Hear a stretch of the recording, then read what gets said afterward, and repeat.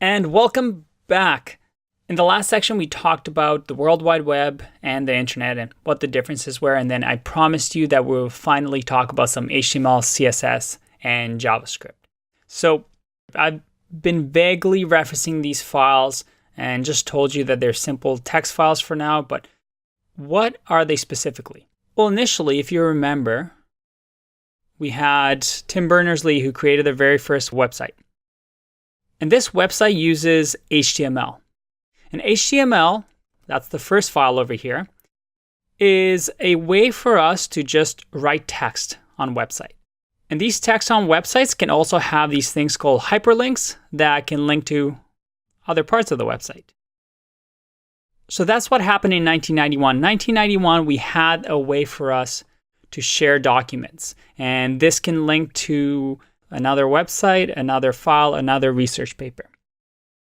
But as you can see, it wasn't the prettiest.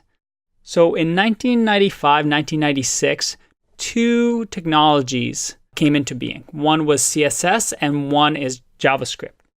Now, what did they allow you to do? Well, CSS solved the problem of, well, this is nice and all, but it wouldn't be nice if we had some visual aspects. We can toy around with this website and make it look pretty. And then JavaScript said, well, ideally we'll be able to have something like this website where, I can click over here, I can shop now, I can put in my credit card and get these fancy slippers, and I can do all this interactive things with my website. So let's play around with this and try and incorporate from this basic HTML file to add some CSS and JavaScript to this page.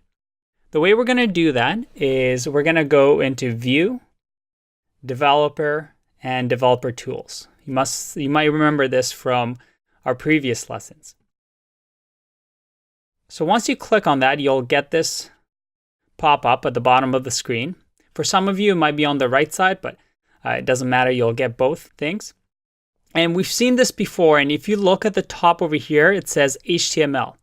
And that's it. HTML is this. It's this file that has this weird syntax that describes how this web page should look in text. So you can see over here, it says the World Wide Web. These are just text. On the right side over here, you'll see something called styles.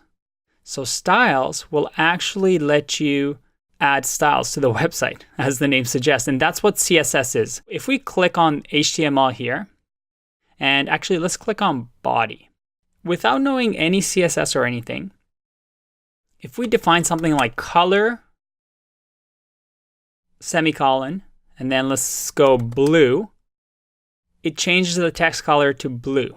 Chrome lets you play around with websites and actually inject some CSS into this HTML. Without knowing any CSS, we can kind of play around, type in a letter, and it will have a drop down. So let's see over here if we can do background color. Let's make it, I'm going to press tab, I'm going to do red.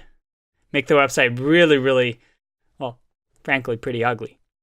But that's CSS right here. We've just added some CSS to this basic website. Let's turn this red color off because it is not pretty.